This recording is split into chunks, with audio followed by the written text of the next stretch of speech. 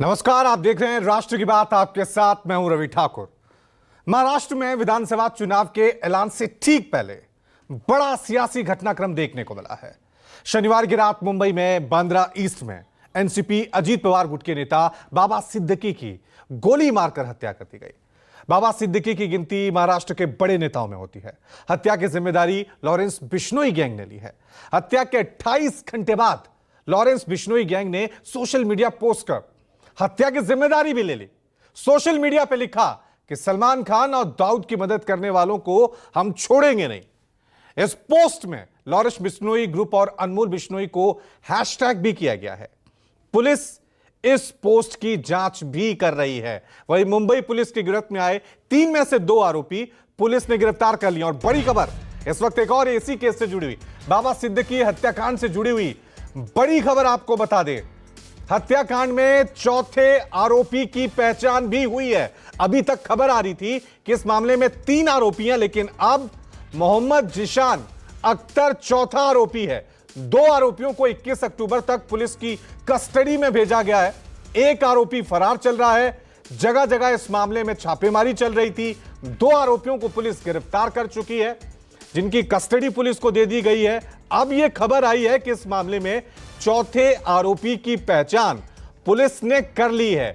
मोहम्मद जिशान अख्तर के रूप में इस चौथे आरोपी की पहचान हुई है। तो महाराष्ट्र के सियासत में आज यह सबसे बड़ा मुद्दा रहा। इस घटनाक्रम के बाद तमाम सियासी दलों ने महाराष्ट्र की कानून व्यवस्था पर भी सवाल खड़े कर दिए हैं।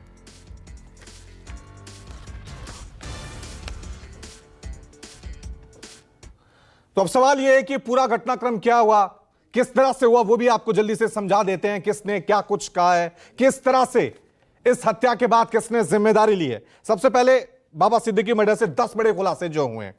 लॉरेंस बिश्नोई गैंग ने हत्या की जिम्मेदारी ली है, सरेआम हत्या की जिम्मेदारी ली है, पोस्ट करके जिम्मेदारी ली है। बिश्नोई गैंग ने सोशल मीडिया पे पोस्ट डाला।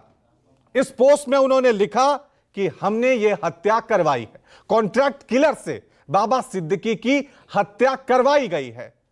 वहीं हर शूटर को खर्च के लिए दिए गए थे, जो जानकारी मिली है, 50-50 हजार रुपए। आप सोच सकते हैं महाराष्ट्र में 50-50 हजार रुपए में एक बड़े नेता की हत्या कराई जाती है, जिसको वाई कैटेगरी की सुरक्षा मिली है। वहीं तीनों शूटर किराए के मकान में रह रहे थे। कुर्ला में किराए के मकान में 25 से 30 दिनों से ये रह रहे थे। तीनों आरोपी पुणे में स्क्रैप व्यापारी हैं, जहां पर एक आरोपी वहां पे काम करता था।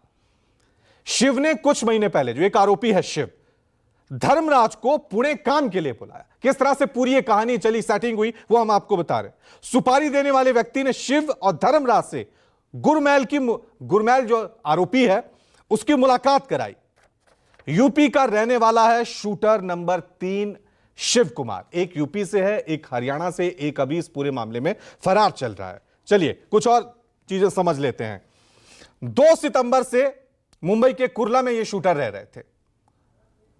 प्लानिंग चल रही थी, साजिश चल रही थी। वारदात से पहले करीब 1 महीने इन आरोपियों ने रेकी की। स्क्रीन पे हम इन आरोपियों की फोटो भी आपको दिखा रहे हैं। कुर्ला में किराए का रूम लेकर ये रह रहे थे।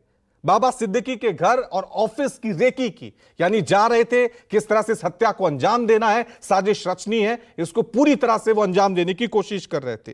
जिस कमरे में ये रहते थे, करीब 14, जो हम पहले बता भी चुके हैं, 14,000 रुपए के करीब ये किराया चुका रहे थे। वारदात से पहले काफी प्लानिंग की, प्लॉटिंग की और काफी इंतजार किया, और देर रात, पिछली रात को इन्होंने इस हत्या को अंजाम दे दिया। अब आरोपी कौन कौन है वो भी हम आपको टीवी स्क्रीन पे बता देते हैं। आरोपी नंबर 1 धर्मराज कश्यप है, उत्तर प्रदेश का यह रहने वाला है, जो गिरफ्तार कर लिया गया है।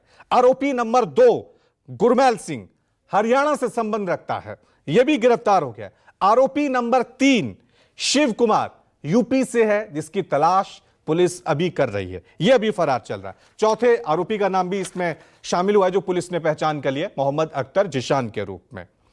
वहीं अब इस पूरे मुद्दे पर सियासत तो होनी ही थी, क्योंकि कानून व्यवस्था को लेकर एक बड़ा सवाल उठा है इस घटनाक्रम के बाद। तो किस नेता ने, किस पार्टी ने क्या कुछ कहा है। एकनाथ शिंदे ने कहा फास्ट ट्रैक कोर्ट में चलेगा और सख्त सजा हम दिलाएंगे। तो उद्धव ठाकरे कह रहे हैं महाराष्ट्र की जनता का अब सरकार पर भरोसा नहीं है।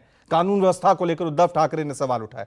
शरद पवार ने कहा कि महाराष्ट्र सरकार ठीक से काम नहीं कर रही है।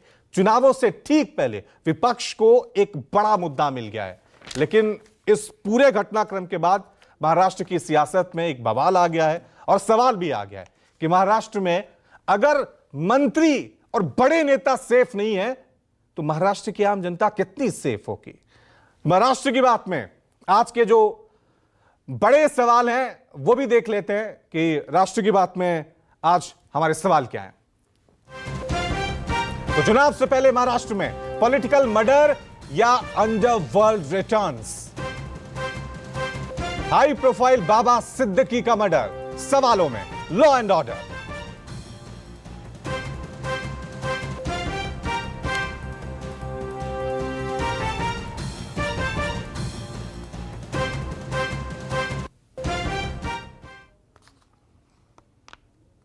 तो इसी मुद्दे पे हम चर्चा करेंगे। तमाम पॉलिटिकल गेस्ट हमारे साथ इस चर्चा में बने हुए हैं, लेकिन सबसे पहले हम अपने सहयोगी अंकुश का रुख करेंगे और अपडेट जानेंगे और सीधा रुख करते हैं अंकुश का।